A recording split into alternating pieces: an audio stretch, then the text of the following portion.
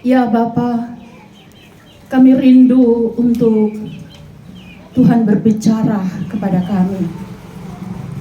Melalui setiap firman-Mu, kami beroleh tuntunan untuk menjalani kehidupan kami. Agar kami menjalani kehidupan kami hanya seturut dengan kehendak-Mu. Kami memohon pertolongan Roh Kudus menerangi kami semua untuk memahami kehendak-Mu. Dan bagi hamba-Mu Tuhan yang penuh dengan kekurangan, Tuhan pakai, Tuhan utus untuk memberitakan firman-Mu, menyampaikan isi hati Tuhan. Layakkanlah dan urapi kami semua dengan Roh Kudus, agar kami boleh mengalami dan memahami kebenaran firman-Mu. Di dalam nama Tuhan Yesus, firman yang hidup. Amin. Yesaya pasal 1 ayat 13 sampai ayatnya yang ke-17. Mari kita membaca bersama-sama. Jangan lagi membawa persembahan yang tidak sungguh, sebab baunya adalah kekejian bagiku. Kalau kamu merayakan bulan baru dan Sabat, atau mengadakan pertemuan-pertemuan, aku tidak tahan melihatnya. Karena perayaanmu itu penuh kejahatan. Perayaan-perayaan bulan barumu dan pertemuan-pertemuanmu yang tetap, aku benci melihatnya. Semuanya itu menjadi beban bagiku. Aku telah payah menanggungnya. Apabila kamu menadahkan tanganmu untuk berdoa, aku akan memalingkan mukaku. Bahkan sekalipun kamu berkali-kali berdoa, aku tidak akan mendengarkannya, sebab tanganmu penuh dengan darah. Basuhlah, bersihkanlah dirimu, jauhkanlah perbuatan-perbuatanmu yang jahat dari depan mataku. Berhentilah berbuat jahat, belajarlah berbuat baik, usahakanlah keadilan, kendalikanlah orang kejam, belalah hak anak-anak yatim, perjuangkanlah perkara janda-janda. Demikian firman Tuhan. Yang berbahagia, Yesus berkata, yang mendengarkan firman Tuhan dan yang melakukannya. Shalom. Shalom. Salam sejahtera bagi kita sekalian. Hari ini kita masih dalam ucapan syukur sebagai warga masyarakat Kota Palu secara khusus, karena kemarin kita memperingati hari ulang tahun Kota Palu yang ke-46 di usia yang sudah sangat dewasa.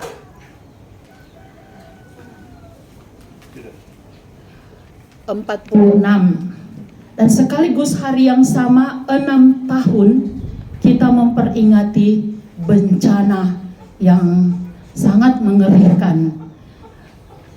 Bencana yang luar biasa karena sekaligus ada gempa bumi yang dahsyat, ada tsunami dan likuifaksi yang menelan ribuan korban jiwa. Nah, kita masih ada saat sekarang ini, saudara, karena kemurahan Tuhan.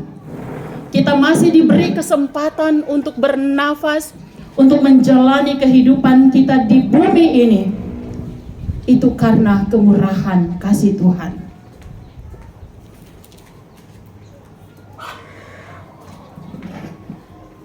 Dan karena itu kita patut bersyukur. Selaku hamba Tuhan, kemarin sungguh sangat membahagiakan untuk yang pertama kali di Kota Palu dilaksanakan doa bersama di lapangan kantor wali kota Palu, yang dihadiri lebih dari 2.000 anggota gereja yang ada di Kota Palu. Bahkan saya dengar ada yang dari Sigi juga datang, yang lain bahkan tinggal berdiri karena kursi yang disediakan itu tidak cukup. Kami perkirakan, panitia memperkirakan 2.000 saja yang hadir, ternyata lebih dari 2.000 yang hadir. Itu sungguh luar biasa. Pemerintah Kota Palu memberi kesempatan ini. Yang pertama kali kita berdoa untuk Kota Palu. Ya, kita perlu berdoa untuk keselamatan kota di mana kita hidup dan berada. Berdoa untuk kesejahteraan kota seperti firman Tuhan dalam Yesaya 29, kalau kita berdoa untuk kesejahteraan kota di mana kita berada, maka kita juga akan mengalami kesejahteraan di dalam kota di mana kita berada.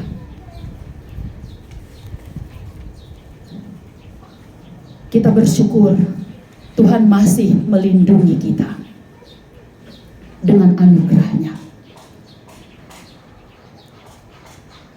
Saya ketika berjumpa dengan Ibu Laula Peruge dan juga Bapak, saya ingat pada waktu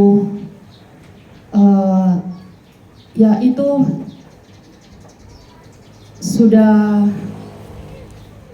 saya sudah bukan lagi organik GKST ya.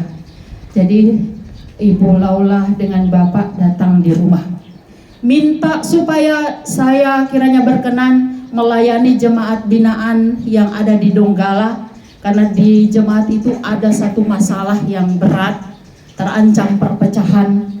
Dan tapi saya bilang, Bapak, Ibu, saya mohon maaf, kan banyak pendeta, saya ini ada tugas dalam rangka kampanye waktu itu, karena saya pindahkan mimbar ke politik ya waktu itu. Jadi bukan sengaja saya pindahkan. Saya dikeluarkan SK oleh sinode, SK penonaktifan dengan hormat, dituduh bacalek. Sudah minta dianulir bahkan oleh orang-orang tua termasuk almarhum Bapak Yahya Petiro. Minta ke majelis sinode, mereka orang-orang tua ke majelis sinode minta dianulir SK pendeta Teti. Itu ibu pendeta tidak bacalek, tapi mereka tidak anulir. Jadi saya bertindak sesuai SK Bapak Ibu. Saya terjun ke politik karena SK yang dikeluarkan oleh sinode. Tapi saya percaya ada pekerjaan tangan Tuhan, campur tangan Tuhan di dalamnya. Saya menjadi berkat bagi masyarakat. Dan bukan hanya jemaat ya, bagi masyarakat. Dan waktu itu saya ingat, saya mau menyaksikan bagaimana Tuhan memagari kita dengan anugerahnya. Ya, firman Tuhan dalam Mazmur 5 ayat 13, Tuhan memagari orang benar. Mazmur 5 ayat 13. Tuhan memagari orang benar dengan anugerahnya. Jadi kalau mau dipagari dengan anugerah, ada syarat, kita harus hidup di dalam kebenaran. Hanya orang-orang yang melakukan dan menjalani kehidupannya dalam kebenaran, kita akan dipagari dengan anugerahnya. Jadi waktu itu saya menolak, diminta untuk memimpin ibadah, saya menolak. Saya mohon, coba cari dulu pendeta lain karena saya harus ke Poso, ada pertemuan di sana. Kita semua sudah janjian. Ada pertemuan dengan waktu itu Bapak Bupati Sigilipu sebelum jadi bupati sedang berjuang untuk jadi bupati, dan Ibu Laula sampai menangis, tolong kasihan Ibu Pendeta. Ibu Pendeta ada diberi talenta untuk menyelesaikan masalah. Tolong Ibu, jemaat ini ada dalam masalah. Jadi saya pikir-pikir, Tuhan ada apa ini? Apakah saya mau tolak? Saya kan sementara dalam perjuangan untuk yang lain. Itu juga pelayanan. Saya percaya itu juga kesaksian. Dan ini pelayanan di gereja Tuhan. Saya juga takut kalau Tuhan sebenarnya kehendaki, kemudian saya menolak, saya berdoa, dan akhirnya saya batalkan ke Poso. Dan apakah Bapak dan Ibu Laula masih ingat dalam khotbah saya di sana saya bilang begini, entah apa yang sedang atau akan terjadi sehingga Tuhan menghalangi saya ke Poso. Ternyata Bapak Ibu, hari Minggu pagi dalam pertemuan kami, rencana pertemuan, Ada bom yang meledak yang menurut aparat mereka tidak tahu di mana akan diledakkan karena batal tempat peledakan, diledakkan di Polres, di halaman Polres.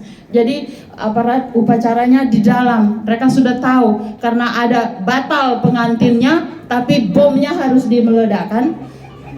Jangan-jangan itu bom untuk pendeta Teti. Tuhan halangi. Oh Tuhan, saya langsung ingat ya, dulu juga menjadi target operasi ya. Tapi saya merasa bahwa itulah perlindungan anugerah Tuhan.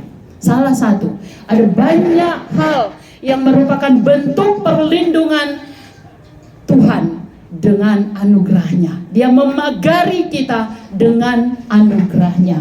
Salah satu contoh juga kemarin ketika ada anggota jemaat di Parigi meninggal.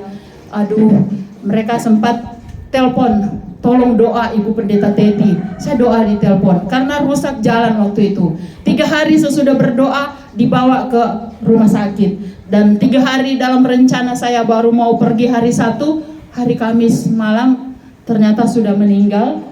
Baru Jumat diberitahu, hari Sabtu pemakaman. Jadi memang benar kami pergi, tetapi bukan berdoa lagi di rumah sakit, tetapi Tuhan sudah sembuhkan dengan cara Tuhan. Bapak almarhum Gereja Bonde, mantan majelis ketika saya tugas di Parigi. Dan jalan bagus, panas terik sampai sore. Itu hal kecil Bapak Ibu. Tapi perlindungan anugerah Tuhan dalam berbagai bentuk akan dialami oleh orang-orang yang hidup melakukan kebenaran sesuai dengan kehendak Tuhan. Percayalah, kalau kita ada dalam kehidupan yang benar, perlindungan Tuhan, pagar anugerah itu akan kita alami. Bapak Ibu sidang jemaat yang Tuhan Yesus berkati. Bagian yang kita pilih untuk direnungkan Yesaya pasal 1 ayat 13 sampai ayatnya yang ke-17. Kalau kita lihat judul, bertobat lebih baik daripada mempersembahkan korban. Dan kita membaca bagaimana Tuhan tidak mengingini lagi jemaat mempersembahkan persembahan. Kenapa Tuhan marah? Karena persembahan yang dibawa oleh umat Tuhan adalah persembahan yang baunya adalah kejijikan bagi Tuhan. Ternyata ada korban yang merupakan persembahan yang membuat Tuhan jijik. Kalau dulu dalam pembacaan kita, korban-korban yang dimaksud itu adalah korban persembahan domba-domba atau binatang-binatang yang dipilih dan dipersembahkan kepada Tuhan. Dan dalam pembacaan ini Tuhan mengatakan itu baunya adalah kejijikan bagi Tuhan. Nah sekarang kita tetap memberi korban persembahan, tetapi korban-korban kita ialah korban syukur melalui persembahan syukur, persembahan untuk pembangunan, persembahan yang kita beri untuk menunjang pelayanan di mana saja, dalam persekutuan, dalam kelompok, dalam kolom, atau di gereja. Itu semua adalah korban syukur. Kenapa ada korban yang membuat Tuhan jijik tidak menerimanya? Karena korban-korban yang diberikan itu Tuhan katakan itu bukan persembahan yang sungguh-sungguh, bukan persembahan yang diberi dengan ketulusan, bukan persembahan yang kita beri dengan tujuan untuk memuliakan Tuhan. Bisa jadi ada tujuan-tujuan tertentu ketika kita memberi sesuatu di gereja, di dalam perayaan-perayaan, di dalam persekutuan, rukun. Kalau kita punya tujuan-tujuan yang tidak benar, maka persembahan-persembahan itu, korban-korban itu akan menjadi korban yang berbau membuat Tuhan jijik melihat apa yang dilakukan oleh umat Tuhan. Karena umat Tuhan melakukannya sementara mereka memberi persembahan, sementara mereka beribadah, mereka melakukan kejahatan. Sehingga pertemuan-pertemuan ibadah juga Tuhan jijik melihatnya. Waspada Bapak Ibu Saudara. Jangan sampai pertemuan-pertemuan ibadah kita adalah pertemuan yang dibenci oleh Tuhan. Karena di dalam kehidupan kita, di dalam perilaku kita di hadapan Tuhan, walaupun itu berkedok persembahan atau pertemuan-pertemuan ibadah kita, tetapi kehidupan kita tidak berkenan di hadapan Tuhan. Jadi ada pertemuan ibadah yang tidak berkenan di hadapan Tuhan, menjadi beban bagi Tuhan. Sehingga ketika kita berdoa dan Tuhan katakan walaupun kita berkali-kali berdoa, Tuhan tidak mendengar doa kita. Jangan sampai pertemuan-pertemuan kita adalah pertemuan yang membuat Tuhan benci melihatnya. Ada di satu tempat, ketika seseorang memberi persembahan yang dia berikan menunjang pekerjaan-pekerjaan pelayanan di tempat itu. Tetapi hamba Tuhan itu, seorang hamba Tuhan, dia menyembunyikan pemberian-pemberian itu kepada istrinya. Padahal istrinya adalah orang yang tahu memberi. Tetapi ketika dia mau menyembunyikan pemberian-pemberian walaupun itu atas nama menopang pelayanan, apa tujuannya Bapak Ibu Saudara? Berarti punya tujuan-tujuan yang tidak baik. Persembahan yang diberikan atas dasar ketidaktulusan, kebohongan, dan punya tujuan-tujuan yang tidak baik. Sehingga suatu waktu, karena istrinya juga hamba Tuhan, ia dalam khotbah berkata, yang terjadi di dalam kehidupan persekutuan itu, persekutuan jemaat itu, ada seorang bapak berkata, kenapa ya khotbahnya pendeta seperti itu? Apakah dia melihat sesuatu? Dan apa kata jemaat yang ada di situ? Bapak, tutup mulut, tutup rapat-rapat. Jadi karena persembahan-persembahan yang diberikan oleh orang itu, mereka melegitimasi perbuatan-perbuatan tercela. Mereka menutup mata, menutup mulut, menutup telinga untuk perbuatan-perbuatan tercela.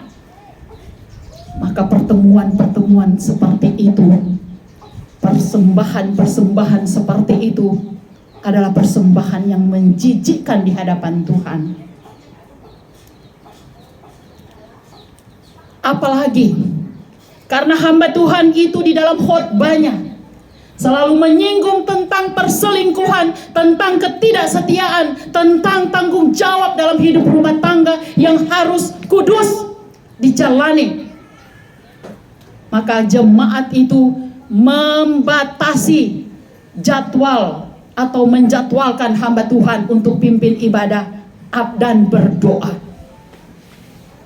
Mungkin telinga mereka tidak mau mendengar kesaksian firman Tuhan tentang kebenaran-kebenaran. Dan mereka bukan menumpahkan darah seperti yang dikatakan dalam firman Tuhan pembacaan kita, tetapi mereka melakukan pembunuhan karakter. Tugas hamba Tuhan untuk memberitakan firman Tuhan, untuk berdoa, tetapi karena ia menyampaikan kebenaran, mereka membatasi tugas hamba Tuhan. Dan hamba Tuhan itu mengebaskan debu dari persekutuan itu. Pertemuan-pertemuan kita, semoga bukanlah pertemuan-pertemuan ibadah yang Tuhan benci karena kehidupan kita yang tidak benar di dalamnya. Persembahan-persembahan kita semoga persembahan yang berbau harum di hadapan Tuhan, karena kita mempersembahkannya dengan ketulusan.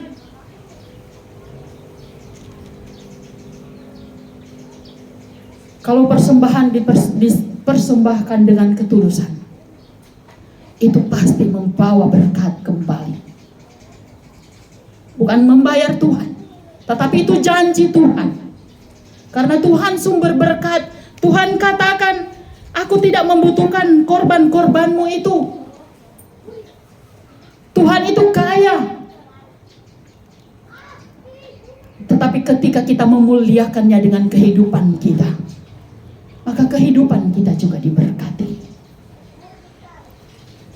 Semoga pertemuan ibadah keluarga Panto, keluarga Luke, keluarga Laula, keluarga Palunsu di Kota Palu adalah pertemuan yang memuliakan Tuhan. Sehingga kita semua Bapak Ibu jemaat, keluarga besar ini semakin diberkati dan dipakai Tuhan untuk menjadi berkat. Bukan hanya dalam lingkungan keluarga, tetapi juga bagi sesama. Terpujilah Tuhan. Amin.